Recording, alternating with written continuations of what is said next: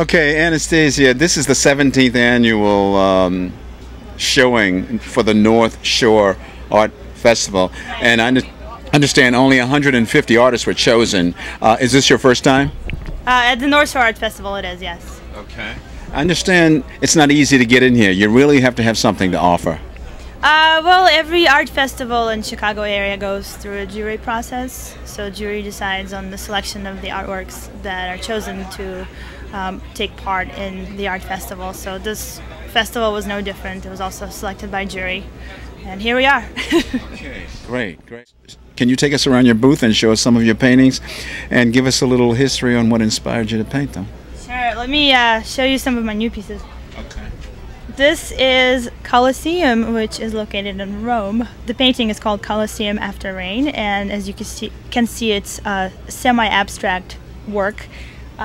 Basically, there's a Colosseum, and on the road there's a reflection of the Colosseum to resemble what it looks like after rain. Colosseum doesn't have a lot of interesting surroundings, in my opinion. It just has roads and some buildings, so I just kind of had to make up you know, put some cypress trees in here and just make up the surroundings for it. So I used a lot of abstract elements in this piece. Let's see. This is my most recent painting as of today. It's the one of Venice, and the subject matter has been used a great deal, but I decided to use it anyway because Venice is one of my favorite places to paint.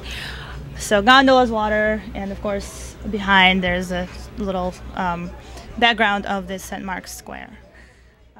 This one is particularly interesting to me, Anastasia, because of the expression on this woman's face and just the curvature of the buildings. And you got a wave going through this painting. Can you tell us about it? Sure. Actually, this is a print. The painting has been created and sold actually a while ago. This is one of my more famous images. People, for some reason, are so drawn to it. But it's called Solo Venice, and it depicts a woman sitting by herself at a table, perhaps in an outside coffee shop in Venice. And I painted it because of the memory that I have of living in Italy. When I lived in Italy back in 2001, for 4 months I was studying there. I lived pretty close to Venice, so during the weekends I would go take the train and go to Venice. And it's such an easy city to get lost in that I would just walk around the streets and get lost inevitably and take a break and sit down in a coffee shop. And it's kind of a depiction of myself in a way, even though I didn't have long hair. And that's why it's called Solo Venice. Well, this painting is called I Own Chicago. If you remember from my last interview, I have also created the shirts with the image from this painting, which say I Own Chicago. And here's the original oil and canvas piece. It is of a woman standing in front of Chicago's skyline, which is surrounded by the skies and Lake Michigan. And it just basically is designed, you know, to promote independence, if you will. And this oil and canvas piece is also available on my website, which is anastasiamak.com. This painting is called Corcovado, and it is an image of the statue, the Jesus statue that is on top of the Corcovado Hill, located in Rio de Janeiro, Brazil.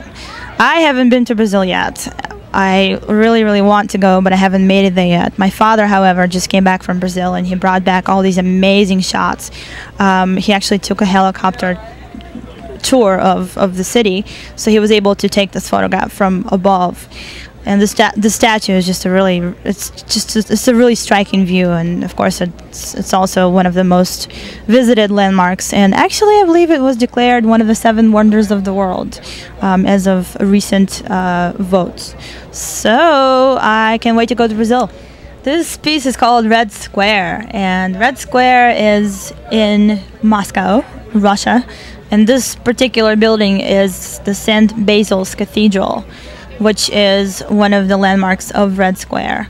Right in the center of the city. It's a very visited landmark, and it was built by Ivan Grozny. And there's a legend, which I'm not sure if it's true or not, but the legend goes that the architect who designed the cathedral, Ivan ordered for him to be blinded after he designed the cathedral, because he did not want something like this to go up in a different location of the world. He wanted this to be the only one of its kind. This is a print of Sagrada Familia, which is a very famous cathedral in Barcelona.